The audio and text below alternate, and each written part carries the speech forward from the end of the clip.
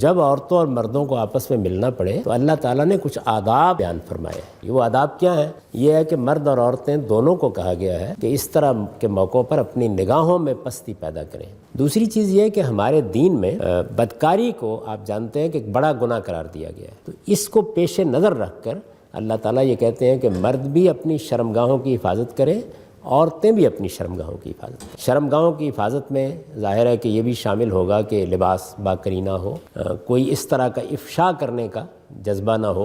औरतों को सिर्फ़ एक बात ज़ायद कही गई है और वो कहीं औरतों को जा सकती थी। औरतों के अंदर एक फ़ितरी जज्बा मौजूद होता है आराइश और ज़ेबाइश करने का। तो कुरान मजीद ये कहता है कि अगर उन्होंने आराइश की हुई है, ज़ेबाइश की हुई है, ज़ेवरात पहने हुए हैं, बनी संवरी हुई है, तो वो अपनी ज़ीनतों को नुमायां न करें। और उसमें ये इस्तिस्ना बयान कर दिया है कि हाथ, पाँव और चेहरे के सिवा जिस्म के किसी हिस्से की ज़ीनत को ज़ाहिर न करें।